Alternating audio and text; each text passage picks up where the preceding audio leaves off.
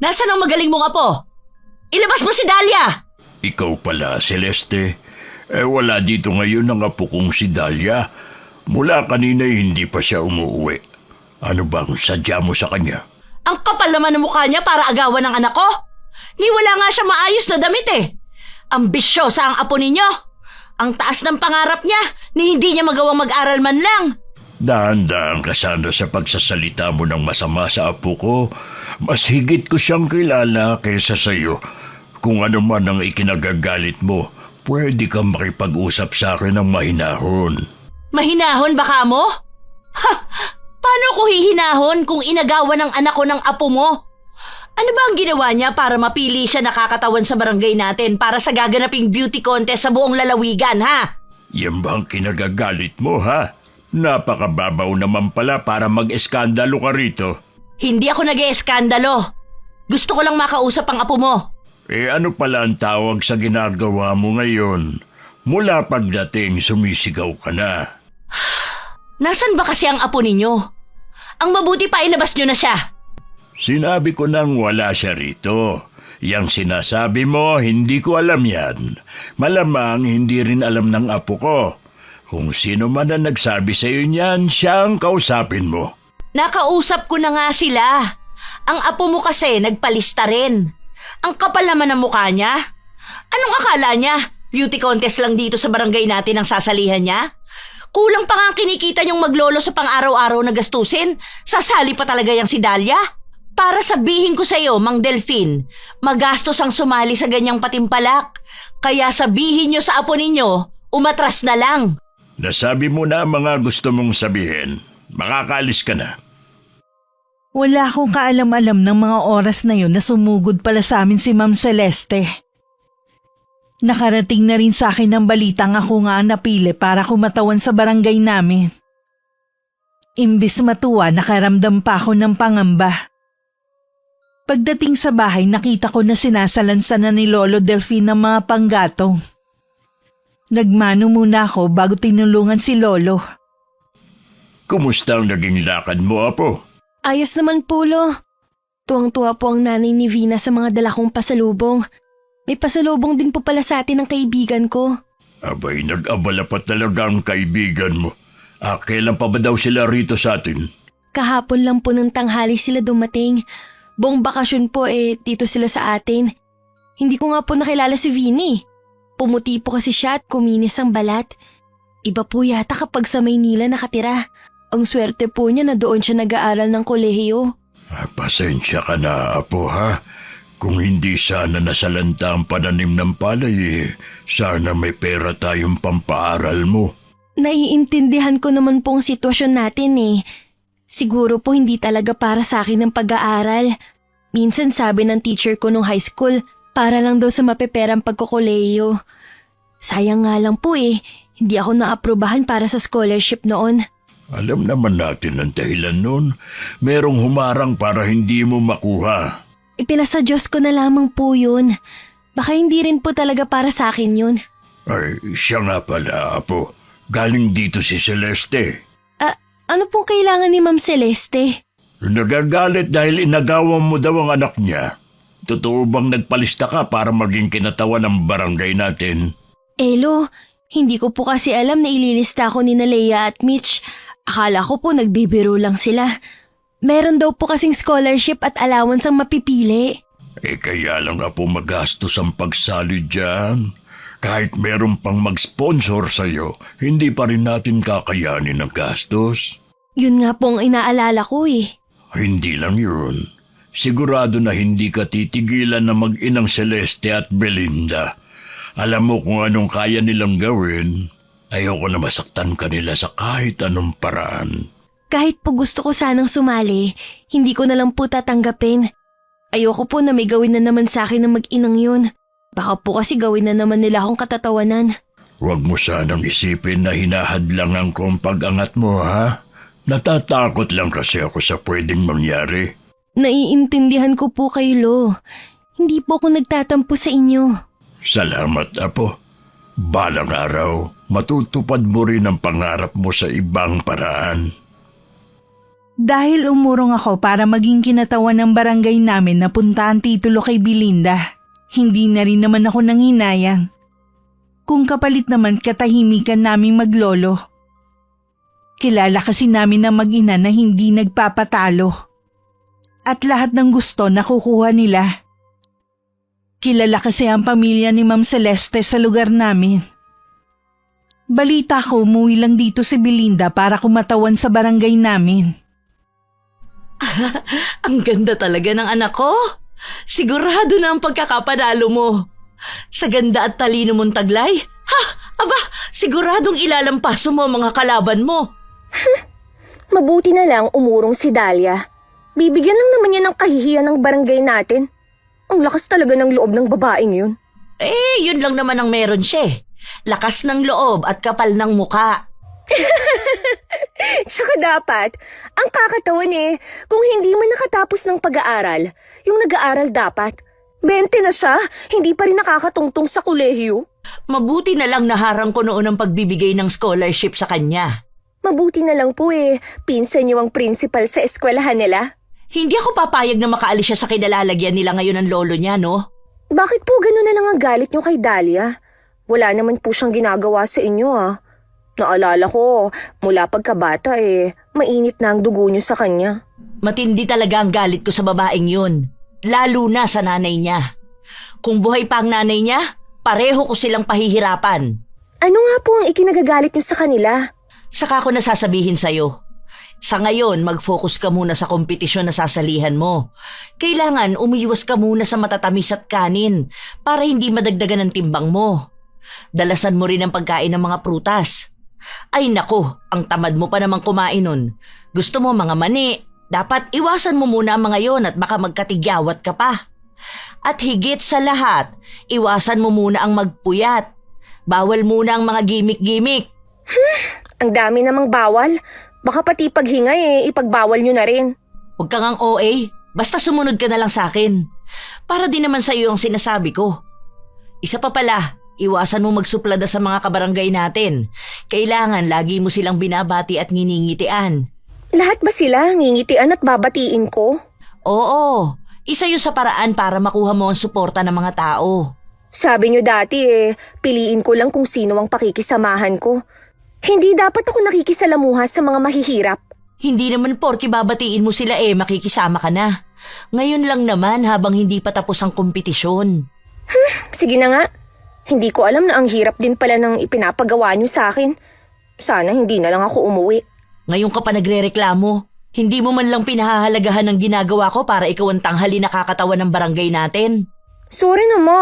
Hindi naman sa nagrereklamo ako.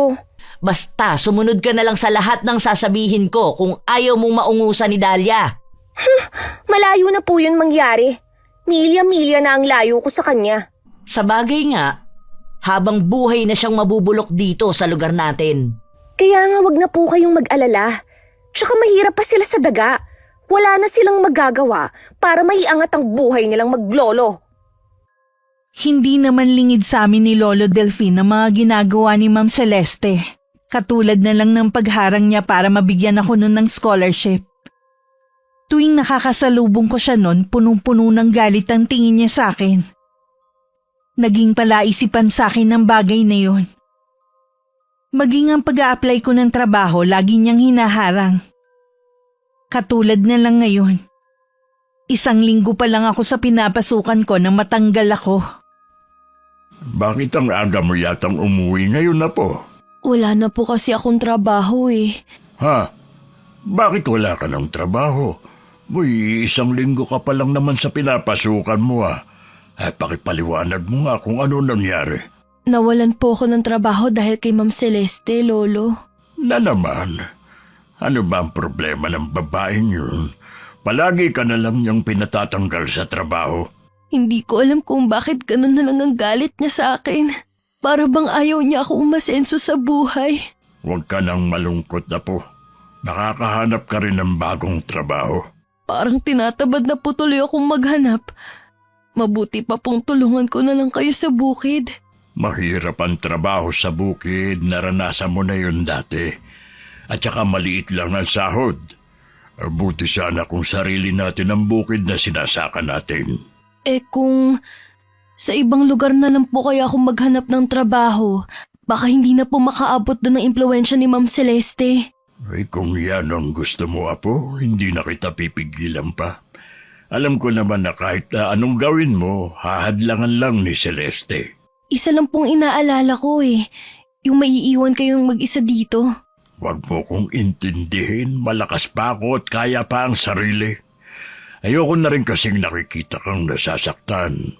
Baka kung ano na lang ang magawa ko. May awa ang Diyos, Lo. Makikita rin po niyang paghihirap natin at pagpupursige na lumaban ng patas. Ganyan nga, Apo. Lagi ka lang manalig at huwag mawawala ng pag-asa. Ito nga po pala, binili ko ng ulam ang 1 linggo kong sweldo. Alam kong labis din naapektuhan si Lolo sa nangyayari sa akin. Kung pwede nga lang umalis na kami sa lugar na yun, matagal ko nang niyaya si Lolo. Pero wala naman kaming ibang pupuntahan. Pansamantala muna akong bumalik sa paglalako ng merienda sa lugar namin. Hindi ko inaasahan sa araw na yun na magkukrusan landas namin ni Ma'am Celeste. Sa tapat kasi ng barangay hall ako naglalako at galing siya sa loob nun. Bumalik ka na pala sa paglalako mo? Mas bagay naman sa'yo na maglako ng merienda sa ilalim ng mainit na araw. Nawalan po kasi ako ng trabaho kaya... Alam ko, yung pinasukan mong pabrika, kumari ko nagpapatakbo. Bakit niyo ba ginagawa to? Ano po bang malaking kasalanan na nagawa ko sa inyo? Inilalagay lang kita kung saan ka nararapat. Masyado kang ambisyosa katulad ng nanay mo. Akala mo ba makakaalis ka pa sa lugar na ito? Katulad ng nanay mo, dito ka na rin mamamatay. Huwag niyo naman pong idamay pa ang inay. Matagal na po siyang nananahimik. Wala kang karapatan na pagsabihan ako. Baka nakakalimutan mo kung sino ang kaharap mo. Pasensya na po. Ako na lang pong pagsalitaan niyo ng masasakit. Huwag niyo nang lapastanganin ang inay ko. Palaban ka na ha? Wala ka pang nararating sa buhay, akala mo kung sino ka na? Itong tandaan mo, habang dito kayo nakatira ng lolo mo, wala kang mararating sa buhay. Hindi niyo po habang buhay na mahadlangan ng pag-angat ko. Hindi po natutulog ang Diyos. Nakikita niya mga ginagawa niyo sa akin. Nagawa mo pa talagang gamitin ang pangalan ng Diyos para magpaawa? Walang maaawa sa inyo rito ng lolo mo. Pasensya na po, kailangan ko na pong umalis. Huwag mo akong tatalikuran hanggat kinakausap pa kita. Hindi naman po kayo nakikipag-usap Iniinsulto niyo ang pagkatao ko at pati ang inay na matagal nang patay. Dinadamay niyo. Walang sino man ang sumagot ng ganyan sa akin. Humanda ka sa akin. Magbabayad ka ng mahal. Sige lang po. Gawin niyo ko anong gusto niyong gawin. Sanay naman po ako sa galit niyo Hindi ko na hinintay na makasagot si Ma'am Celeste. Mabilis ko na siyang tinalikuran at naglakad palayo. Hindi ako makapaniwalang nagawa ko siyang sagutin ng ganon. Marahil napuno na rin ako sa mga ginagawa niya sa akin. Nandiyan ka na pala, Apo. Kanina ka pa ba dumating? Kararating ko lang po, Lo. Nakaubos ka naman ba ng paninda mong bananakyo? Nung pauwi po pinakyaw na ni Consul Hermie ang 7. Mabuti naman kung gano'n. Hindi ka na inabot ng ulan. Lo, nagkita po kami ni Ma'am Celeste kanina. Ay, meron na naman bang sinabing babaeng yun sa'yo? Katulad po ng dati. Pati ang inay na nananahimik na sa himlayan nito, isinali pa niya sa usapan. Wala talagang respeto ang babaeng yun. Naturingan pa naman siyang edukada. Oo nga po Lagi pa niyang pinagmamalaki ang impluensya ng pamilya niya sa lugar natin. Umiwas ka na lang hanggat maaari sa kanilang mag-ina. Matindi pa rin ang inggit ni Celeste sa nanay mo hanggang ngayon. Totoo po ba, Lo? Naiinggit si Ma'am Celeste sa inay? Bakit naman po? Oo, Apo. Sa lahat kasi ng bagay, talo siya ng inay mo. Higit din na mas maganda sa kanya ang inay mo. Pero kung tutuusin, mas higit pa siyang nakakalamang. May pera sila at ang inay namatay na mahirap pa rin. Hindi yun nakikita ni Celeste. Hanggang ngayon nabubuhay pa rin siya sa nakaraan. Nakikita niya siguro na masigit kang maganda sa anak niya. Baka maging balakid ka rin. Malinaw na po sa akin ang lahat. Wala naman po akong balak na makipagkompetensya kay Belinda eh. Ang gusto ko lang po, makapagtapos ng pag-aaral para makaahon sa hirap. Ang kaso nga, hindi ganun ang tumatakbo sa isip nila. Dahil po sa sinabi nyo, lalo ko pa pong pagbubutihin na makahanap ng trabaho.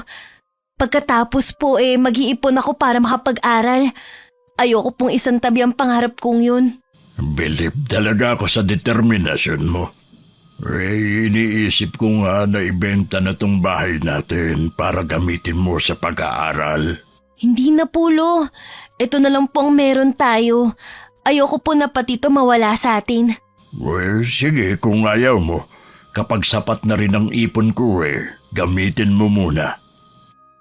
Kahit maulan na ng mga panahon na yon, hindi pa rin ako tumigil sa paglalako ng merienda. Humingi din ako ng tulong sa mga kakilala ko na baka may alam silang trabaho na pwede kong pasukan. Nangako naman sila na sasabihan ako kapag may nalaman sila. Kapag ganyang kalakas ang ulan huwag ka na munang maglako ng paninda. Ay, sayang naman. Meron pa naman pong nagpapagawa ng bahay. Lagi pong ubos ang paninda ko sa mga trabahador. Baka naman wala rin silang pasok.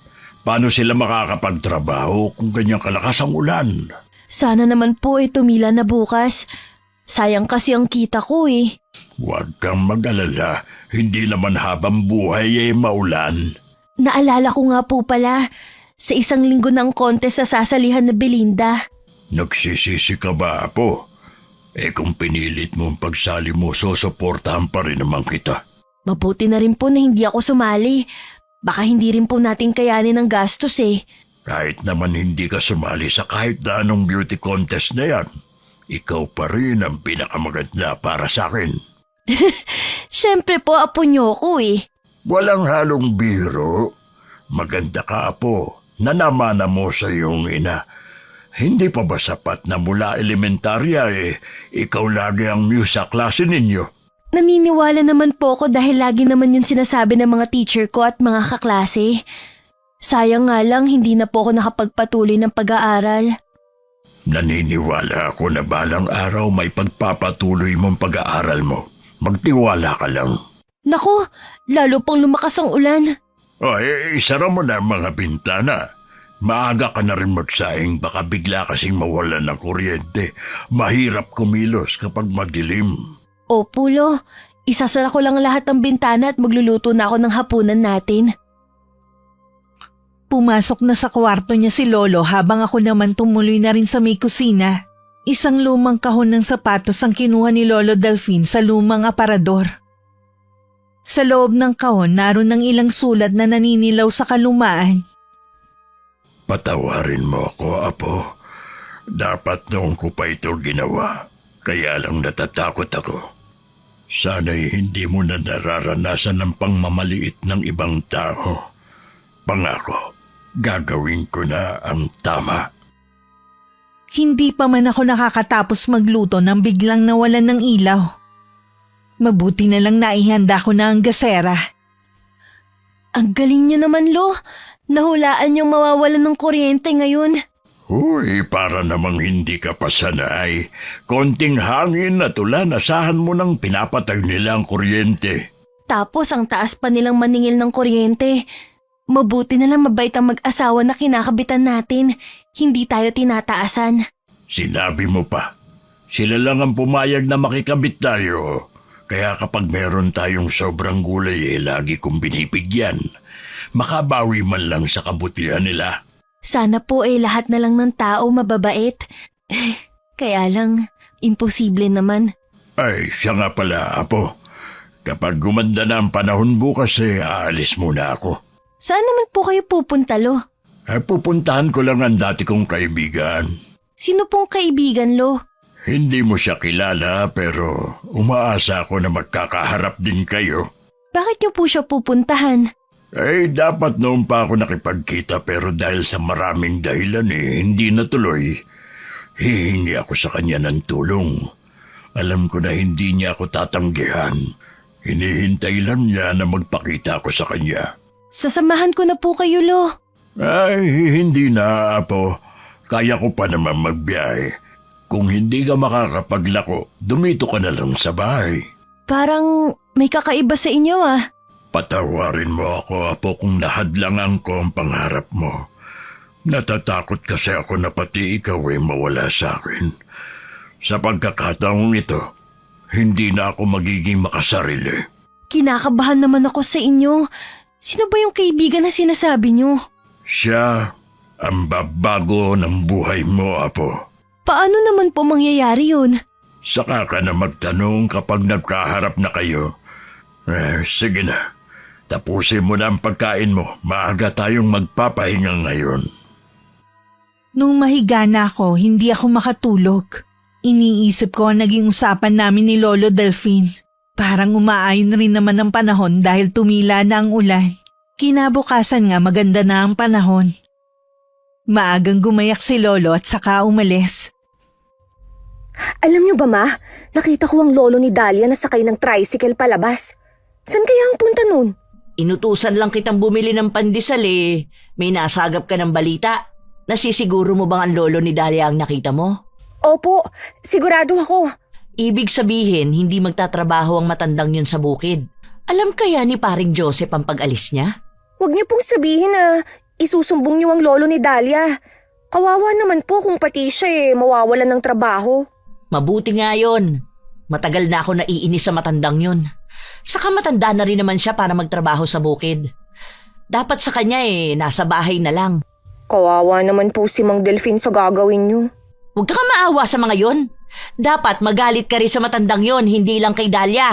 Opo, Ma. Siya nga pala, hindi ka kakain ng kanin hanggang mamaya. Ma naman, kagabi pa ako hindi kumakain.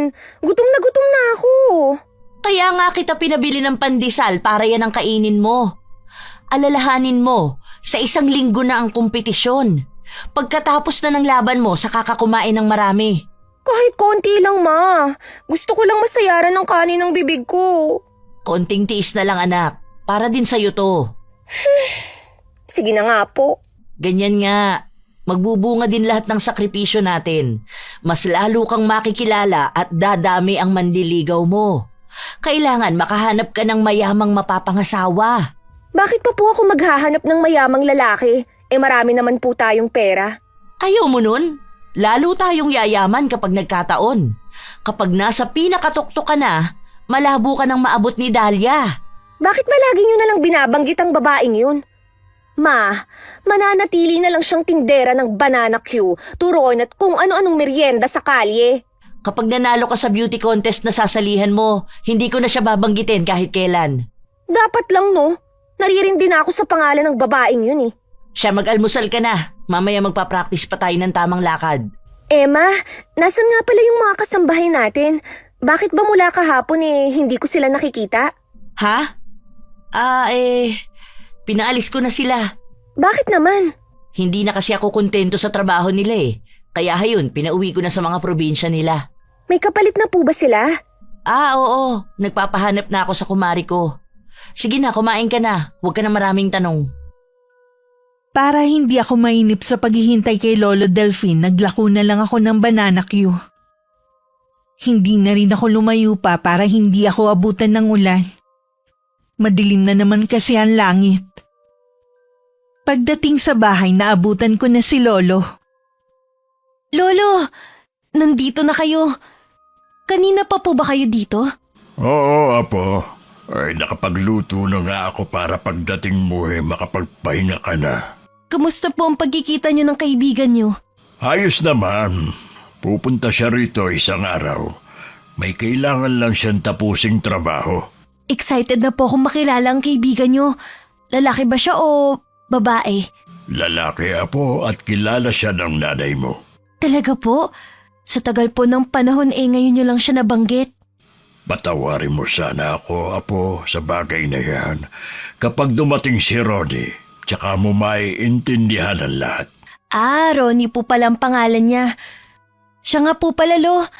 Kanina nakasalubong ko si Mang Joseph habang pauwi ako dito. Pumunta daw po kayo sa bahay niya pag uwi niyo. Ay, parang alam ko na ang dahilan. Baka po nagalit dahil hindi kayo pumunta sa bukid ngayon. At saka maniningil na rin siguro sa balanse ko sa kanya. Isa pa nga po yan sa inaalala ko eh. Hindi na po tayo mawalan-walan ng utang. Makakaraos din tayo, huwag kang mag-alala. Kung pupunta po kayo sasamahan ko na kayo. Huwag na, Apo. Dito ka na lang. Sandali lang naman ako eh. Ayusin mo na lang ang mga dala ko. Pinabibigayan sa'yo ni Ronnie. Sige po, Lo. Aayusin ko lang po tong mga dala nyo. Napakarami naman po nito. Buti na bitbit nyo. Wala akong kamalay-malay ng mga sandaling yun na malapit na magbago ang kapalaran ko. Si Lolo Delphine pagkatapos makipag-usap kay Mang Joseph ay malungkot na naglakad pa uwi. Mang Delphine, galing ba kayo kay Joseph? Oh, bakit para kayong nalugi sa itsura nyo? Siguro naman ay magiging masaya ka na. Tinanggal na ako sa trabaho ko. Eh bakit naman ho ako ang sinisisi ninyo? Anong malay ko kung natanggal kayo? Huwag ka na magmaang-maangan pa. Ngayon nakuha mo na lahat ng gusto mo. Tigilan mo na kami ng apo ko. Feeling nyo mga importante kayong tao para pag-aksayahan ko ng oras? Yun na nga ang pinagtataka ko sa iyo eh. Naglalaan ka ng panahon para siraan kami. Sino ba kami? Maliban na lang kung hanggang ngayon ay may inggit pa rin sa puso mo at ipinasa mo yun sa apo ko. Inggit? Naririnig nyo ba ang sinasabi ninyo? Pobre lang kayo para kainggitan ko. Sa'yo pala nagmana ang pagiging ambisyosa ng apo mo eh. Nag-iilusyon kayo na naiinggit ako sa inyo. Kung gano'n naman pala, tigilan mo na kami ni Dahlia. Kayo ang tumigil sa mga walang kwentang sinasabi ninyo. Oras na hindi ka tumigil, hindi mo magugustuhan ang gagawin ko. Aba! Pinagbabantaan nyo pa ako ngayon ha? Nakakalimutan nyo na ho ba kung sino ako sa lugar natin? Kilala kita, pero ako, hindi mo lubusang kilala. Ewan ko sa inyo, Mang Delphine. Nawawala na yata kayo sa sarili ninyong katinuan. Makauwi na nga. Sinira nyo lang ang araw ko. Nalungkot naman ako sa nalaman ko kay Lolo. Kung kailan naman wala pa akong permanenteng trabaho tsaka pa siya natanggal sa trabaho. Ang nakakainis pa may kinalaman na naman si Ma'am Celeste. Huwag na po kayong manghinayang. Baka po inadya na rin para makapagpahinga na rin po kayo. Sa edad niyo po kasing yan, hindi na po kayo dapat nagtatrabaho sa bukid. Manghihina rin kasi ako kapag walang ginagawa. Malawang naman po tong likod bahay natin eh. Diyan na lang po kayong magtanim. Ay, sana naman tigilan na tayo na mag-inang yun. Wala naman pong dahilan para guluhin pa nila tayo. Huwag niyo na ring intindihin ang mga gastusin dito sa bahay. Ako na pong bahala sa lahat. May konting ipon pa naman po ko dyan eh. Mababawasan na naman ang ipon mo nang dahil sa akin. Ganun po talaga. Kaya nga po nag-iipon para sa mga ganitong sitwasyon. Konting tiis na lang, Apo. Hindi mo na mararanasan ng ganitong hirap. Nahihiwagaan na talaga ako sa inyo, Lo, tuwing nagsasalita kayo ng ganyan. Mahiwaga naman talaga ang buhay ng tao. Tandaan mo, Apo, bilog ang mundo. Hindi sa lahat ng oras ikaw ang nasa ilalim. Kung sino mapagmataas darating ang panahon, ibababa siya ng Panginoon. Kaya hanggat maaari, lagi ka sanang maging mapagkumbaba. Oo naman po, Lo. Lagi ko naman pong isinasa isip ang mga pangaral nyo. Mabuti naman. Yan lang naman kasi ang may pamamana ko sa iyo kapag nawala na ako sa mundong ito. Huwag niyo po munang banggitin ang tungkol sa pag-alis niyo sa mundong to. Dapat lang na maging handa ka na ngayon pa lang. Alam mong doon na rin ako papunta. Alam ko naman po yun eh, pero wala naman po kayong iniindang sakit. Kaya ibig pong sabihin nun, matagal pa yun. Maabutan niyo pang pagkakaroon ko ng sariling pamilya at mga apo sa akin. Ang layo na agad ng narating ng pag-uusap natin. Kayo po kasi eh. Pero dalangin ko na sana abutan ko nga ang mga apo ko sa iyo. Mangyayari po yun. Pahihintulutan ng may kapal ang dasal nyo dahil mabuti po kayong tao. Kinabukasan pagkagaling ko sa paglalako, may nadatnan akong bisita sa bahay namin. Isang matangkad na lalaki na mabait ang itsura. Tansya ko nasa 40 hanggang 50 ang edad. Nakangiti at naiiyak siyang nakatingin sa akin. Ikaw na ba si Dahlia? Ako nga po, sino po kayo? Ako ang Tio Ronnie mo. Matagal na kitang hinahanap. Apo, nakababatang kapatid siya ng ama mo. Po? Nasaan po ang tatay ko? Matagal na siyang patay. Hindi ka pa man pinapanganak. Binanggit ka niya sa akin at nangako ako sa kanyang hahanapin kita. Ilang beses akong bumalik sa dati niyong tinitirhan pero wala na kayo doon. Patawarin mo ako, Apo. Kamamatay lang ng nanay mo noon. Ilang beses sumulat ang tiyuhin mo sa akin para kunin ka. Natakot ako na pati ikaw ay mawawala sa akin, kaya kita inilayo noon. Dahil sa akin, kaya ka naghirap. Pero sa pagkakataong ito, itutuwid ko na lahat ng pagkakamali ko. Kahit kailan po, hindi ko po magagawang magalit sa inyo, Lo. Alam ko po na mahal niyo ko. Kung hindi sana sa pagiging makasarili ko, sana hindi mo nararanasan ang hirap sa piling ko. Sana'y nakakapag-aral ka ngayon. Hindi po pagiging makasarili yon. Mahal niyo lang po ko kaya niyo nagawa ang bagay na yon. Salat man po tayo sa pera, busog naman po ako sa pagmamahal at pag-aaruga niyo. Napakabait mo talaga, Apo. Napakalawak ng pangunawa mo. Nagpapasalamat din ako at ang lolo mo na mismo nakipagkita sa akin. Ay, iiwan ko na muna kayong magtiyo para makapag-usap kayo ng sarilinan. Maraming salamat sa inyo, Mang Delphine. Tio Ronnie, totoo po ba talaga na kapatid kayo ng tatay ko? Alam niyo kasi, buong buhay ko po wala akong kilala na kamag-anak maliban kay lolo. Tiyuhin mo nga ako. Maraming kwento ang lolo mo tungkol sa'yo. Nung malaman ko ang mga pinagdaanan mo, gusto kong magalit sa kanya. Pero naisip ko, sino ba ako para magalit? Ginawa niya lang naman yun dahil sa pagmamahal sa'yo. Sinabi ng lolo mo na gusto mo mag-aral pero kapos kayo sa pera. Ganun na nga po. Yun lang po kasi ang naiisip kong paraan para maiahon ko sa hirap ang lolo ko. Huwag kang mag-alala, makakapag-aral ka na. Hindi mo na rin mararanasan ang hirap ng buhay. Isasama na kita sa pag-alis ko rito. Sasama po ko sa inyo kung kasama ang lolo ko. Nag-usap na kami ng lolo mo tungkol sa bagay na yan. Ikaw lang ang gusto niyang sumama sa akin. Ayaw niyang iwan ang lugar na ito. Pasensya na po pero hindi ako sasama sa inyo. Akala ko ba gusto mong mag-aral?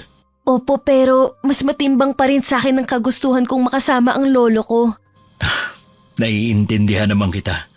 Pero di bale, kahit saan mo pa gustong tumira, mag-aaralin kita. Salamat po, Tio Ronnie. Tatanawin ko po tong malaking utang na loob ko sa inyo. Hindi na kailangan, Dahlia. May iniwan na pera sa iyo ang tatay mo. Sapat yon para guminhawa ang buhay mo at ng lolo mo. Ano nga ba ang gusto mong kuning kurso sa pasukan? Pangarap ko po na maging flight attendant balang araw. Gusto ko po kasing malibot ang mundo eh. Bagay nga sa'yo maging flight attendant. Maganda at matangkad ka. Sa pasukan, pwede ka na mag-enroll. Salamat po, Tio Ronnie. Sa wakas po matutupad na rin ang pangarap ko dahil sa inyo.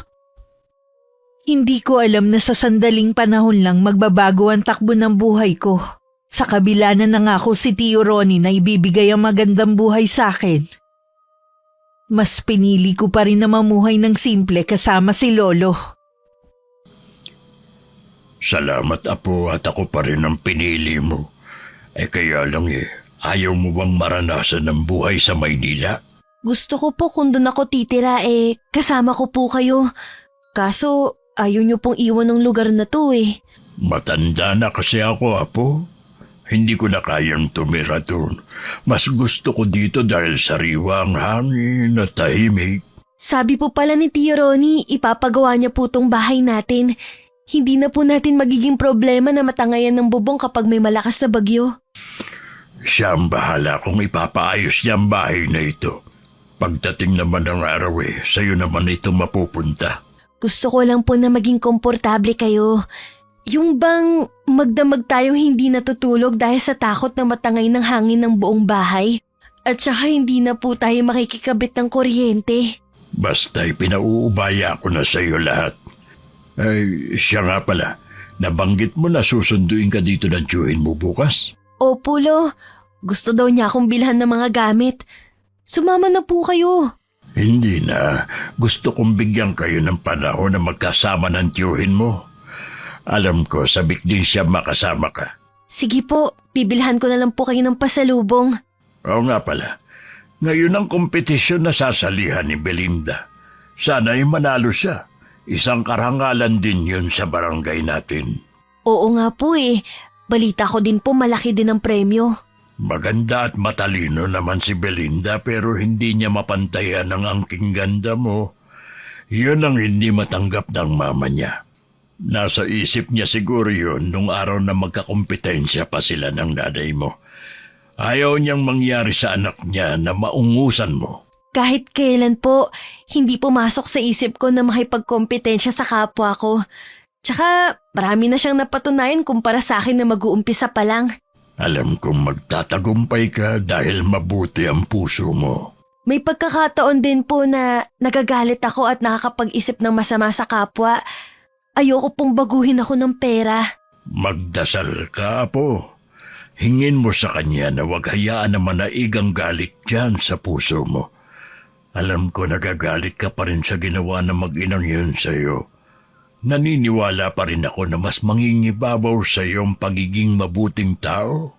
Opo, Lo. Mabuti pa po planuhin na natin kung kailan natin ipapaayos tong bahay.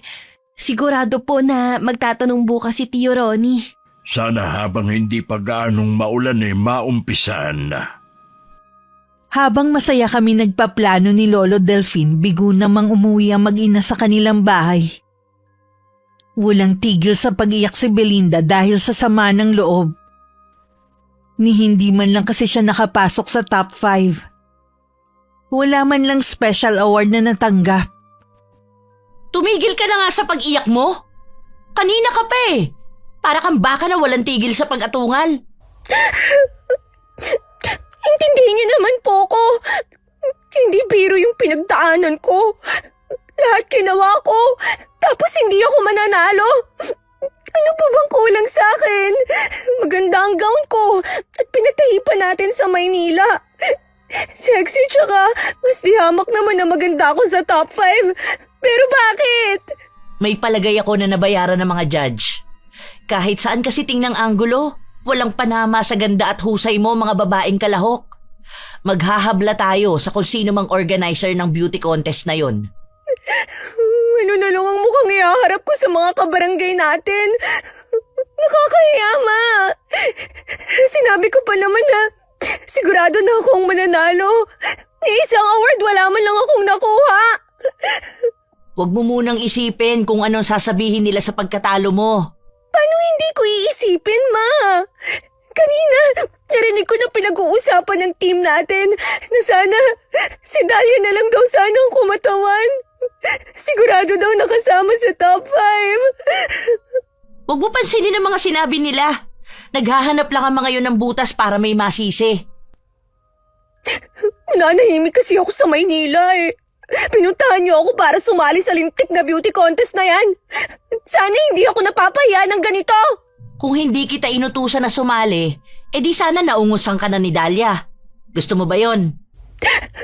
Sana pala, siya na lang ang sumali. Para siya ang nasa katayuan ko. Mas masaya pa sana yun. Meron tayong pinagtatawanan. Pwede ba, Belinda? Tumahimik ka na? Kanina pa sumasakit ang ulo ko, wag mo nang dagdagan. Mabuti pa nga kayo, ulo lang ang masakit. Samantalang ako lahat. Ulo, paa dahil maliit ang sapatos. Pati tiyan dahil tinitiis ko ang gutom. Pagod na ako. Tapos wala man lang akong napala. Tapos na rin naman kaya hindi mo na kailangan magtiis ng gutom. Nakakainis naman talaga, Ma. Tapos purong ngiti pa ang ginagawa ko sa mga taga rito. Iilan lang naman ang sumuporta sa akin. May dala yatang kamalasan ng maglolo na yun eh. Malamang, todo dasal ang ginagawa ni Dahlia para hindi ako manalo. Ayan na nga ang nangyari. Huwag ka nang umiyak pa. Magpahinga ka na lang muna. Saka na natin pag-usapan ang nangyari sa'yo. Nasisiguro ko na dinaya tayo. Kakausapin ko ang kapitan natin para humingi ng tulong. Kinausap nga ni Ma'am Celeste ang kapitan namin. Nilinaw naman ng huli na walang dayaan na nangyari. Pinayuhan din siya na tanggapin na lang ang pagkatalo ni Belinda. Dahil sa kahihiyang tinamo, halos 2 linggo ring hindi lumalabas ang mag-ina. Babalik na lang ako sa Maynila. Doon ko na lang hihintayin ang pagbubukas ng klase. Kesa naman magmukmuk ako rito. Hindi ka na babalik ng Maynila. Ha? Bakit naman po? May dapat ka kasing malaman. Kung nanalo ka sana sa beauty contest na yon, sana meron kang pambayad ng tuition fee mo. Kaso, natalo ka nga eh. Ma, hindi kita maintindihan. Wala na ba tayong pera? Meron pa naman, kaya lang hindi na sapat para makapag-aral ka sa Maynila. Anong nangyari sa perang iniwan ni Papa? Alam mong wala akong trabaho. Natural na yun ang gagamitin nating panggastos. Kaya pala pinaalis na ninyo ang mga kasambahay natin. Yun pala, wala na tayong pampasahod. Ano na lang ang sasabihin ng mga tao sa atin? Itiko mo na lang yung bibig mo para walang makaalam. Ang malas naman talaga. Huwag kang mag-alala, makakabawi din tayo. Humingi na ba kayo ng tulong sa mga kamag-anak natin? Oo eh. Kaso wala din daw silang mapapahiram sa atin. Ma, ayokong maging ka-level natin si Dahlia. Ano ba? Hindi mangyayari yun. Ang layo naman ng buhay natin sa kanila, no? Hindi naman siguro aabot na gagawin ko rin na magtinda ng merienda sa kalye. Hindi yan mangyayari sa'yo. Hindi pa naman talaga tayo naghihirap. Kailangan lang nating maghigpit ng sinturon. Kalat na sa buong baryo ang pagkatalo ni Belinda. At paghahabol ni Ma'am Celeste na dinaya daw ang anak niya. Wala rin naman nagawa ang kanyang pag-aapila. Hindi na rin namin ninalam ni Lolo ang mga pangyayari. Dahil abala na rin kami. Ma, nabalitaan niyo na ba yung tungkol sa maglolo? Ano ang tungkol sa kanila? Ipinapagawa daw ang bahay nila. Saan mo naman narinig ang balitang yan? Basta ka na lang naniniwala. Si Shirley po ang nagsabi sa akin. Yung naging kaklase ko nung junior high na ginagawa kong taga-bitbit ng mga gamit ko. Malapit lang kasi ang bahay nila kay Nadalia eh. Baka naman ibinenta na nila yung lupa nila at yung bagong may-ari ang nagpapagawa. Nandun pa daw po ang maglolo. Madalas nga lang daw wala si Dahlia. Saan naman kaya sila kukuha ng pera? Lalo na ngayon wala nang trabaho si Mang Delfin. Baka may magandang trabaho na si Dahlia ngayon. At yun ang ipinampapagawa nila ng bahay. Kahit magkaroon pa siya ng trabaho, hindi ganun kabilis na makakaipon siya. Hindi kaya may ginagawang iligal ang maglolo na yon? Baka nga ma. Naku, mahirap magkaroon ng ganyang kabarangay. Kailangan maipaalam agad natin to kay Kapitan. Ako nang bahala. Sa sobrang desperado, lahat gagawin nilang maglolo. Akala nila sa paggawa nila ng masama, aangat na ang pamumuhay nila? Pwes, ngayon pa lang puputulin ko na ang mga pangarap nila. Nagulat pa kami nang biglang dumating si Kapitan at nagusisa kay Lolo. May nagtimbre daw kasi sa kanila na may ginagawa kaming iligal na gawain kaya nakapagpaayos kami ng bahay. Gusto lang daw ng kapitan namin na pangalagaan ng mga taga ron. Mabuti na lang maayos naman na sagot ni Lolo ang mga tanong nito. Paano nila tayo napag-isipan ng masama? Dahil lang nakapagpagawa tayo ng bahay may illegal na tayong ginagawa? Hayaan mo na, Apo. Ginagawa lang naman ni Kapitan ang kanyang trabaho. Kung wala namang nag-report sa kanya, hindi siya pupunta rito. Sino kayang nag-report sa kanila? Huwag na nating isipin pa kung sino siya. Wala tayong ginagawang masama, malinis ang konsensya natin. Yun ang mahalaga. Tama po kayo. Hindi ko lang maiwasan na magalit. Ay maiba nga pala ako. Kumusta ang pag-enroll mo kanina?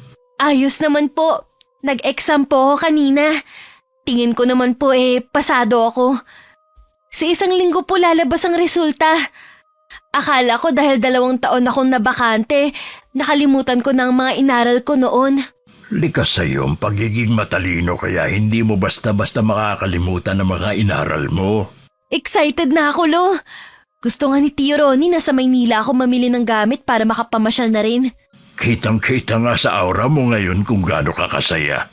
Kahit naman po siguro sino magiging masaya sa biglang pagbabago ng buhay. Basta wag mo lang kakalimutang magpasalamat sa may kapal. Siya pa rin ang may kagustuhan na mabago ang buhay mo. Opo, Lo. Hindi ko po nakakalimutan. Nagpapasalamat din ako dahil ilang araw na lang matatapos na ang bahay natin. Hindi na po tayo kakabahan kapag merong bagyo. Tapos na ang bahay namin at meron na mga gamit sa loob. Kasalukuyan ako noon nasa Maynila. At si Lolo Delfin lang ang naiwan sa bahay nang dumating si Ma'am Celeste. Anong ginagawa mo rito, Celeste? Totoo pala ang kumakalat na chismis na nagpagawa kayo ng bahay. Hindi yun chismis kundi totoo. Nakikita ko nga. Si Dahlia nga pala. Lumuwas ng Maynila at may binibiling gamit. Os talaga? Sa Maynila pa talaga niya naisipan na bumili, ha? Kung pumarito ka para lang insultuhin ang apo ko, pakiusap lang umalis ka na. Porke nakapagpagawa ka na ng bahay, akala mo kung sino ka nang umasta. Wala namang mali sa sinabi ko. Ayaw namin ang gulo ng apo ko, kaya pakiusap lang tigilan mo na kami. Wala naman akong ginagawa, ah. Gusto ko lang naman makipag-usap. Alam ko naman na naiintriga ka dahil sa nabalita mo tungkol sa pagbabago ng buhay namin. Wala naman sigurong masama, lalo na't iisang barangay lang tayo. Maliban na lang siguro kung meron kayong tinatago ng apo mo. Ano naman ang itatago namin? Siguro ikaw ang nagsumbong kay Kapitan kaya bigla siyang napasugod dito. Ano kung ako nga? Anong gagawin mo, ha? Wala akong gagawin dahil hindi ako katulad mo na lahat ng kasamaan naiisip gawin sa kapwa. Huwag kang magmalinis, Mang Delfin. Lalabas din ang baho ninyong maglolo. Nasisiguro ko na kung saan nyo lang kinuha ang perang pinampagawa nyo dito sa bahay. Aalamin ko ang lahat. Malaya kang gawin ng gusto mo. Basta wag ka lang dadayo dito sa amin para manggulo. Bago umalis, iginala muna ni Ma'am Celeste ang paningin sa kabuuan ng bahay namin. Kitang-kita sa mga mata niyang matinding inggit. Oma, bakit hindi maipintay ang mukha niyo? Nanggaling ako kina Mang Delfin. Totoo nga ang balita. Sabi ko na sa inyo eh. Hindi lang basta bahay ang ipinagawa nila. Napakagandang bahay at kumpleto sa gamit. Ha? Talaga? Oo, nakita mismo ng mga mata ko. Sayang, hindi ko nakita. Saan kaya sila kumuha ng pampagawa? Nandun na rin lang kayo, hindi niyo pa tinanong? Sa tingin mo kaya basta na lang aamin si Mang Delfin? Kulang na nga lang ipagtabuyan ako. Kung may pera silang pampagawa ng bahay, ibig sabihin nun, makakapag-aral na si Dahlia?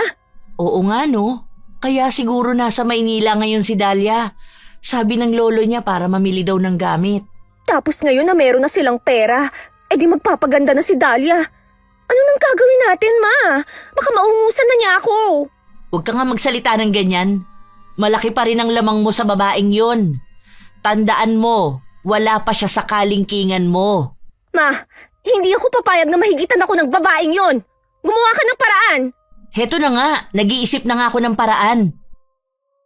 Wala kaming kamalay-malay ni Lolo Delfin na lihim kaming minamatyagan ni Ma'am Celeste. Pero habang hindi pa ako nakakapasok sa university, inimbita muna kami ni Tio Ronnie sa kanila. Busy rin kasi siya sa negosyo niya, kaya hindi siya makapunta sa bahay namin. Sino kaya ang pinupuntahan na maglolo sa Maynila? Linggo-linggo na lang kasi umaalis sila eh. Baka may sugar daddy na si Dahlia na sumusuporta sa kanya. Hindi kaya? Posible ang sinasabi mo. Yun lang ang naiisip ko na dahilan kung bakit sila biglang umangat sa buhay. Kadiri naman pala ang Dahlia na yun. Ang linis ng tingin sa kanya ng mga taga rito. Tapos may sugar daddy naman pala siya. Kaya siguro ayaw magsalita ni Mang Delfin. Pilit niyang pinagtatakpan ng ginagawa ng apo niya. Mga desperado na nga talaga. Gusto instant yaman agad kahit sa maruming paraan pa sila yumaman. Kapag nalaman ng mga taga rito ang baho ni Dahlia, mag-iiba na ang pagtingin sa kanila ng mga tao. Alam mo na siguro ang gagawin ko, anak. Oo naman, Ma. Ako na ang bahala. Ay, Ma, muntik ko na palang makalimutan. Galing pala kanina dito si Tita Kai. Sabi niya, kailangan na raw niya kasi yung perang inutang niyo. Akala mo naman tatakasan siya. Hindi siya makapaghintay kung kailan siya babayaran. Ma, Ako ba makakapag-aral pa? Malapit na kasi ang pasukan eh. Tapos, may balance pa ako sa university na pinapasukan ko sa Maynila. Huwag ka mag-alala, makakapag-aral ka. Kasi hodang ipangutang ko pa. Ang dami niyo pang hindi nababayaran eh. Uutang na naman kayo. Pwede ba wag mo muna ako umpisahan ngayon? Gumagawa naman ako ng paraan eh. Makaalis na nga muna dito. Baka sa akin yun na naman mabunto ng inis niyo. 3 araw din kaming hindi umuwi sa bahay. Pagdating, kinausap agad ng mabait na mag-asawa si Lolo. Seryoso ang mga mukha nila habang nag-uusap. Ano pong sinabi ng mag-asawa sa inyo? Hindi ko alam kung maiinis ba ako o babaliwalain ko na lang ba. Ano po ba yun? Sabi kasi may kumakalat na balita tungkol sa'yo. Kaya daw tayo biglang nagkaroon ng pera dahil may sugar daddy ka raw. Po, ilang araw lang tayo nawala tapos may ganyan na agad na chismis. 2 tao lang naman ang naiisip ko na gagawa niyan sa atin eh. Ayaw talaga nilang makita na umaangat tayo. Sina Ma'am Celeste at Belinda po bang tinutukoy nyo? Ay sila na nga. Bukod tangi ang mag-inang yun ang may galit sa atin. Sa totoo lang, Lo, masaya na po ako para pagtuunan pa sila ng pansin. Ibig sabihin, hindi ka naapektado sa ginagawa nila? Hindi po, dahil alam ko naman na hindi totoo ang binibintang nila. Lalo mo kung pinabilib, Apo. Akala ko kasi babaguhin ka na ng pera. Lagi ko po kasi sinasa puso ang mga pangaral nyo sa akin. Ay mula ngayon, wag na lang nating silang pansinin, titigil din ang mga yun. Sa 1 linggo na pong pasukan, excited na po talaga ako sa unang araw ng pasukan. Baka naman hindi ka na makatulog yan, ha? Hindi na nga po ako masyadong makatulog eh. Ang ginagawa ko po, nagbabasa na lang ako ng libro. Oo nga pala, habang nasa bahay tayo ng tiyuhin mo, marami kaming napag-usapan. Marami pala siyang magagandang plano sa'yo. Natutuwa ako at alam kong nasa mabuti kang kamay kapag nawala na ako. Elo, nabanggit din po ba niya na gusto niyang tumigil ng matagal dito sa atin? Oo, wala namang problema sa akin. Mabuti nga yun para maranasan niya ang buhay dito sa atin. Siguro po sabik din sa pamilya si Tio Ronnie. Wala kasi siyang pamilya. Buong buhay niya umiikot lang sa trabaho at negosyo niya at sa paghahanap sa akin. Ngayong nagkita na kayo, may pamilya na siyang matatawag. Oo nga po. Paano, Lo? Aayusin ko lang po muna yung mga inuwi natin. Ay, sige lang Apo. Dito lang ako sa labas at magpapahangin lang. Dumating ang araw ng pasukan. Walang pagsidla ng saya ko. Sa university rin na yon nag-aaral ang mga kaibigan ko. Hindi ko nga lang sila kaklase dahil hindi naman sila huminto sa pag-aaral. May pagkakataong nakakasabay ko sila sa pag-uwi. Pero madalas ako lang mag-isa katulad ng araw na yon. Malapit na ako sa amin nang makasalubong ko si Belinda. Uy, totoo nga ang balita. Nag-aaral ka na pala. Sa awa ng Diyos, kahit hindi ako nakakuha ng scholarship, natuloy pa rin na makapag-aral ako. Ang swerte mo naman na merong nagpapaaral sa'yo. Ano? Ginamit mo ba ang ganda mo at katawan para makuha ang gusto mo? Wala sa mga binanggit mo. Oh, sus! Huwag ka nang magmalinis pa. Sa tingin mo, maluloko mo ko, ha? Bahala ka kung anong gusto mong isipin. Umamin ka na kasi. Wala akong aaminin sa'yo. Pwede ba paraanin mo ko? Huwag ka munang umalis at kinakausap pa kita. Ano bang problema mo, ha? Ikaw ang problema ko. Akala mo kung sino ka na? Porke nakakapag-aral ka lang at nakahiga sa pera? Yun lang ang kinagagalit mo? Kayo tong laging inaalam ang buhay naming maglolo eh. Ba't hindi nyo na lang kami hayaan na mamuhay ng tahimik? Hahayaan lang namin kayo habang kami miserable ang buhay? Hindi ko na problema yun. Kayo tong punong-puno ng inggit sa katawan. Karma na siguro sa inyo kung ano yung pinagdadaanan nyo. Alam mong kahit ano pang ginawa nyo, hindi kami gumanti sa inyo. Ah, karma pala ha. Huli ka nga rito! Bitiwan mo nga ang braso ko! Ano ba? Aray! Ang balakang ko! Ang lakas ng lobo na itulak ako! Pasensya ka na. Hindi ko naman sinasadya na may tulak ka eh. Tutulungan na kita makatayo. Huwag kang makalapit-lapit sa akin! Aray ko! Nabali yata ang balakang ko! Hayaan mo na kasing tulungan kita. Ihahatid na kita sa inyo. Huwag ka sabing lumapit! Baka lalo pa akong malasin ng dahil sa'yo! Baka kasi kung mapano ka sa daan. Oras na malala ang nangyari sa akin. Humanda ka sa akin, pokpok ka! Ano tinawag mo sa akin? Pokpok! Kaladkarin at kalapating mababa ang lipad! Ano pa ang gusto mong itawag ko sa'yo, ha? Kaya kayo minamalas na mag-ina dahil sa tabas ng dila nyo. Bakit nasasaktan ka? Totoo naman, di ba? Darating ang araw na pagsisisihan nyo lahat ng mga ginawa nyo. Mabuti pa bilisan mo nang umuwi at mukhang babagsak na ang malakas na ulan. Diyan ka na nga. Buisit na babaeng yun. Aray ko, ang balakang ko, ang sakit! Pagdating, nagmano lang ako kay Lolo bago pumasok sa loob ng kwarto. Doon ko hinayaan na bumagsak ang mga luha ko. Kahit kasi hindi totoo ang sinasabi ni Belinda, may kurot pa rin sa puso ko. Lumabas lang ako nung okay na ang pakiramdam ko. May nangyari ba sa'yo habang pauwi ka rito sa atin? Nakasalubong ko po si Belinda malapit dito sa atin. Palagay ko po galing siya kina Shirley. May sinabi ba siya sa'yo? Sanay na po ako kay Belinda. Alam niyo naman yun, may pagkaisip bata. Wala din pong preno ang bibig. Hindi na ako magtataka kung mapupuno ka rin dahil sa kanila. Naitulak ko nga po kanina. Hinila niya po kasi ang braso ko kaya ako siya naitulak. Kasalanan naman pala niya eh. Baka po napasama ang pagkabagsak niya. Hindi naman siguro. Kaya alisin mo na ang pag-aalala mo. Habang nag-uusap kami ni Lolo Delphine, narinig namin ng malakas na pagtawag sa akin ni Ma'am Celeste. Lumabas naman kami ng bahay. Galit na sinugod ako ng babae at saka sinabunutan. Bitiwan mo ang apo ko! Anong karapatan mong basta na lang siyang saktan? Sinaktan nga niya ang anak ko eh. Tapos itatanong mo yan? Siya naman po ang nauna eh. Sinungaling! Sinabi ng anak ko na itinulak mo siya dahil nagalit ka sa kanya. Kahit naman po sino magagalit sa mga sinabi niya. O bakit? Totoo naman ah. Ano bang masama sa sinabi niya, ha? Hindi naman po kasi totoong pinagkakalat niyo tungkol sa akin eh. Kami pa talaga ang pinalalabas mong sinungaling at naiinggit sa'yo? Hoy! Hindi ka namin kaiinggitan dahil galing sa masama ang perang ginagastos mo! Kung sa tingin mo galing sa masama ang pera namin, bahala ka. Basta umalis ka na at huwag ka na ulit babalik. Oras na saktan mo uli ang apo ko. Matitikman mo ang galit ko. Huwag mo akong pinagbabantaan, tanda! Baka nakakalimutan mo kung sino ako! Matagal na akong nagtitimpi sa'yo. Baka makalimutan ko nga kung sino ka. Nakikiusap po ko sa inyo, Ma'am Celeste. Umalis na po kayo. Hindi pa ako tapos sa inyong maglolo. Lalo ka na, Dahlia. Hindi ko mapapalampas ang ginawa mo sa anak ko!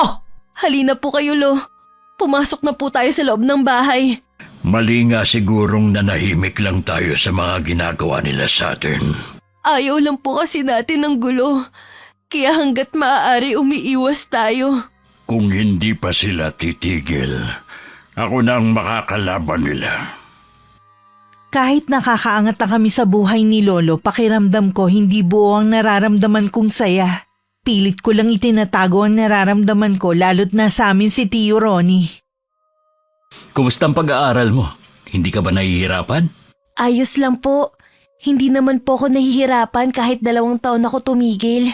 Mabuti naman kung ganon. Kaya ako lang naman naitanong dahil napapansin ko na parang malungkot ka. Yung iba po kasing tao, libre na ngang maging mabuti sa kapwa, hindi pa magawa. Ang tinutukoy mo ba yung mag-ina? Minsan kasi nabanggit sila ng lolo mo.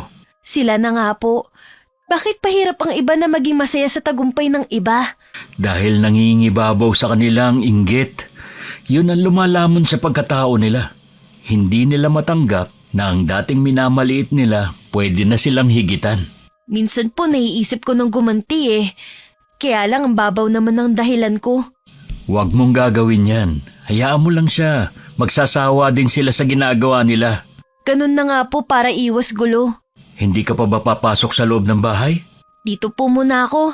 Hihintayin ko po si Lolo na dumating eh. Saan ba siya nagpunta? Ang sabi po niya, may pupuntahan lang siyang kaibigan. Baka pauwi na rin yun. Kanina pa naman siya umalis eh. Pilin ko pa naman kay Lolo wag na magpahapon at laging umuulan. Sasamahan na lang kita dito sa labas. Magkwentuhan muna tayo habang naghihintay. Habang nag-uusap pala kami ni Tio Ronnie sa labas, nasa malapit lang si Belinda. At pinanonood kami. Ha? Sigurado ka ba? Opo, Ma. Kitang-kita ko silang nag-uusap ng lalaki.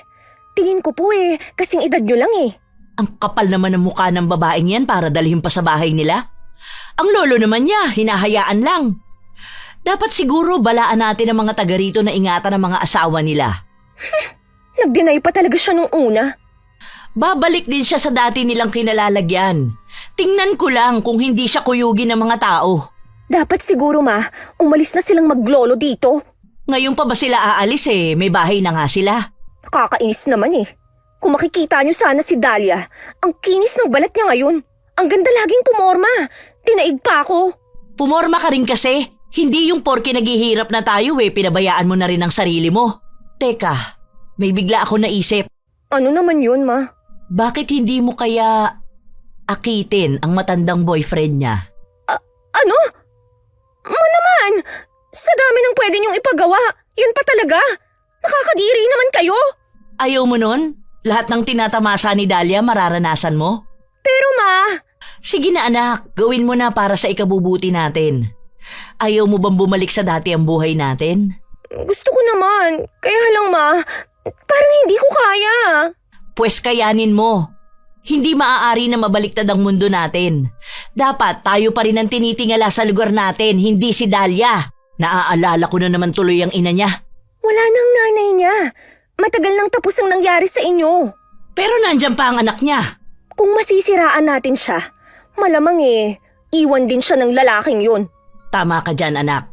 Sa gagawin natin, wala na siyang mukhang maihaharap sa mga taga rito. Hindi naman lingid sa akin na meron na namang bagong chismis tungkol sa akin. Naiiling na lang ako dahil alam ko kung sino ang nasa likod nun. Mas stress pa ako sa mag-ina kaysa sa pag-aaral ko. Ano kayang gagawin ko para tigilan na nila ako? Kasalukuyan akong pauwi nang humarang sa daraanan ko si Aling Fe at dalawa niyang kasama. Nasa mukha ko lang kilala. Bagamat kinakabahan, hindi ko inaasahan ang susunod nilang gagawin sa akin. Nagising na lang ako na nasa ospital na ako. Kumusta ka na, Apo? Lolo, nasan sila? Sasaktan nila ako! Itago mo ako! Huwag kang matakot. Hindi ka na nila masasaktan pa. Nasa kulungan na sila. Hindi naman totoong binibintang nila sa akin eh. Hindi ko inagawang asawa ni Aling Fe. Huwag ka nang matakot. Hindi na ako papayag na masaktan ka pa ng kung sino. Yung kasing sipe, ang bilis maniwala sa chismis. Ano bang kasalanan ko? Bakit nila to ginagawa sa akin? Wala kang kasalanan, Apo. Wala kang ginagawang masama sa kanila. Parang ayaw nila akong maging masaya. Puro hirap na naranasan ko mula pagkabata eh. Simple lang naman ang pangarap ko. Bakit nila pilit hinahadlangan? Sa mga taong puno ng inggit, hindi nila kailangan ng dahilan para sirain ng isang tao. Lumayo na tayo, baka patayin na nila ako sa susunod. Huwag kang matakot. Nandito lang ako sa tabi mo. Poprotektahan kita hanggat kaya ko. Sigurado ka ba, Lo? Hindi ba sila nagtatago lang sa tabi at haharangin ako? Matulog ka muna. Babantayan ka ni Lolo hanggang sa pagtulog mo. Huwag po kayong aalis, Lolo, ha? Oo, Apo. Pangako, pagising mo, nandito pa rin ako. Marahil epekto pa rin ng gamot. Nakatulog muli ako habang mahigpit na hawak ang kamay ni Lolo. Pumasok naman si Tio Ronnie. Sobrang takot ng apo ko na para bang nababaliw na siya. Matinding trauma po ang inabot niya. Natural lang ang reaksyon niya. Kailangan mabigyan ng katarungan na nangyari sa apo ko. Nakakulong na po ang 3 babaeng nambugbog kay Dahlia. Nagmamakaawa nga po sa akin eh. Hindi daw nila sinasadya. Hindi ko po hahayaan na palampasin na lang ang ginawa nila. Hindi lang silang dapat pagbayarin. Kung ang tinutukoy niyo po ang mag-ina, mahirap po silang ipakulong dahil wala naman po tayong ebidensya. Alam naman natin na sila ang punot dulo ng lahat. Makailang ulit ko na silang binalaan noon, pero hindi pa rin sila nakinig. Sadya po yatang sagad hanggang buto ang sama ng mag-inang yon. Bantayan mo muna si Dahlia. May kailangan lang akong gawin. Huwag mo siyang iiwang mag-isa. Ano po ang gagawin niyo? Panahon na para maningil. Hindi ko na palalampasin ang nangyari sa apo ko. Ano po ang binabalak niyo? Huwag mo nang itanong. Mabuti nang wala kang alam. Teka lang po. Ano kaya ang gagawin niya? Sana gumaling na agad ang pamangkin ko. Samantala ng mga oras na yon hindi naman mapakali ang mag-ina. Baka sa kanila ang takot. Ano na kaya ang balita kay Dahlia? Sabi kasi ni Shirley, hindi pa daw nagkakamali mula kahapon. Malay mo naman nagising na siya ngayon. Alam ka naman na habang buhay na lang siyang matulog. Grabe naman kasi ang pambubugbog na ginawa ni Aling Fe. Kulang na lang patayin niya yung tao. Kilala mo naman kung gaano kaselosa ang babaeng yun. Kahit yata posting nilagyan ng palda pagseselosan niya. Paano kung mamatay si Dahlia? Para nabugbog lang mamamatay na. Tingin ko po sumobra na po tayo. Itong itanim mo sa isip mo ha. Wala tayong kasalanan sa nangyari sa kanya. Oo ma, kaya lang, simula nung mangyari yun sa kanya, hindi na mawala-wala ang kilabot ko. Ewan ko ba ma, ang hirap ipaliwanag Imahinasyon mo lang yan. Ngayong nasa ospital si Dahlia, pagkakataon mo na to para agawin sa kanya ang boyfriend niya. Malabo po yun ma, sabi kasi ni Shirley nasa ospital din daw. Sayang naman, hanggang dun pala magkasama sila. Naisip ko na dalawin si Dahlia sa ospital. Magagawa mo ba yun? Oo naman, dadalaw lang Kung ipagtabuyan ako, edi aalis. Dumalaw nga nung araw na yun si Belinda. Pero sa labas pa lang ng silid, hinarang na siya ng tsuhin ko. Anong kailangan mo? Ha? Dadalawin ko lang si Dahlia. Kaibigan ka ba niya? Anong pangalan mo? Ako si Belinda. Ang ibig kong sabihin ay... Kilala kita. Ikaw at ang nanay mong naninira sa pamangkin ko. Bakit ka pa nagpunta rito? Para siguruhing malubha si Dahlia? Tama ba ang narinig ko? Pamangkin mo si Dahlia? Kapatid ako ng namatay niyang tatay. Hindi kagaya ng pinagkakalat niyo. Wala naman akong kasalanan. Kahit hindi ikaw mismo, kasabwat ka rin ng nanay mo. Mabuti pa, umalis ka na. Nasisiguro ko naman na ayaw ka rin makita ng pamangkin ko. Hindi makapaniwala si Belinda na nagkamali silang mag-ina ng akala sa lalaki. Kahit si Ma'am Celeste, ganun din ang naging reaksyon. Ibig sabihin talagang mayaman na si Dahlia. Ganun na nga, dahil sa tsuhin niya. Baka gumanti siya sa atin kapag nakalabas na siya ng ospital. Oo nga anak, wala naman tayong mahihinga ng tulong kung sakali. Magpakumbaba na lang kaya tayo. Hindi na tayo patatawarin ni Dahlia. Baka napuno na rin yun sa atin. Oh, bakit namumutla ka? Bigla po akong nahilo. Parang umuugong din po ang tenga ko. Ma! Ang sakit! Parang may gustong lumabas sa tenga ko! Ha? Sobra bang sakit? Dadali na kita sa ospital. Halika na. Bago pa madala ni Ma'am Celeste ang anak sa ospital, napatili na rin siya nang makita ang paglabas ng mga bubuyog sa tenga ng anak. Napaatras siya dahil sa takot. Ilang sandali pa bumagsak na lang sa sahig ang anak. Belinda! Anak, gumising ka! Tulong! Tulungan niyo kami, mga kapitbahay! Naisugod naman sa ospital si Belinda. Pero kalaunan nalagutan din ng hininga. Si Ma'am Celeste naman dinapuan din ng malubhang sakit sa balat. Kusang naaagnas ang laman niya at may kumakain na uod sa mga sariwang sugat. Dahil sa kawalan ng pag-asa, hinayaan na lang niyang unti-unti siyang kainin ng buhay. Handa na po akong sumunod sa anak kong si Belinda bago ko lisanin ang mundong ito. Nais kong ihingi ng tawad ang mga kasalanan ko. Tanging ako lang ang nakakaalam sa ginawa ni Lolo Delphine na pambabarang sa mag-ina. Alam kong pinagsisihan na niya ang nagawa. Gabi-gabi ko siyang naririnig na nagdarasal at humihingi ng kapatawaran sa Diyos. Naway mapatawad na siya para sa kanyang katahimikan. Wakas. Okay, shoutout po tayo. Shoutout kay Pinky Cadino from Malaysia.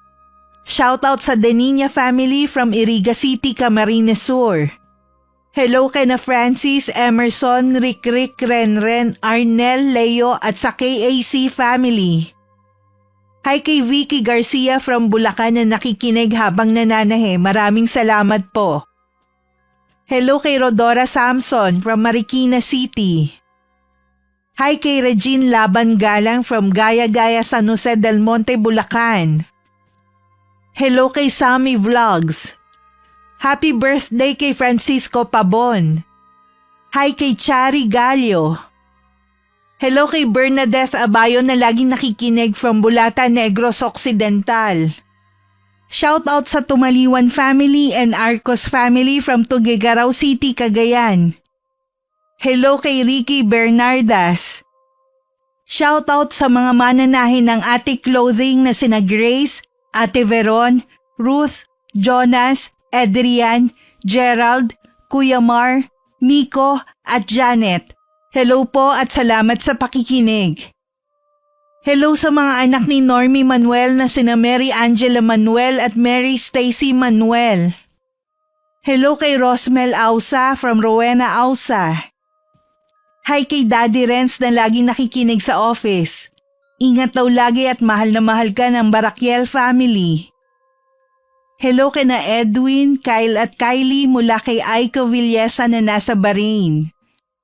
Hi kay May Pinyon from Nagoya, Japan and Caloocan City. Hello kay Juna May Barbarose from Lang, North Cotabato. Hello kay Hasmin Castillo from Malaysia. Hello kay Colleen, Summer at Jack Lord Mangkao from North Cotabato. Shoutout sa Viohan family. Hi kay Early Galvez at kay Elizabeth Dungka. Hello kay Genevieve Kadapan from Laguna. Shoutout sa Perez family.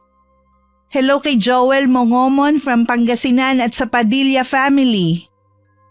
Hi kay Rita Flores from Batangas. Hello kay Maria Rosalie Galindez at happy birthday kay Troy Galindez.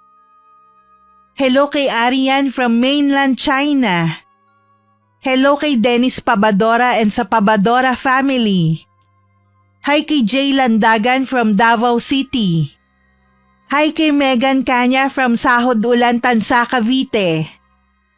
Hello kay Virgie Latore. Shout out sa Silva family and the La Cruz family from Cabatuan, Isabela. Welcome kay Hani Austria na bagong subscriber from Japan. Hello kay Rochelle from Iloilo. Shout out sa Magante family from Maragondon, Cavite.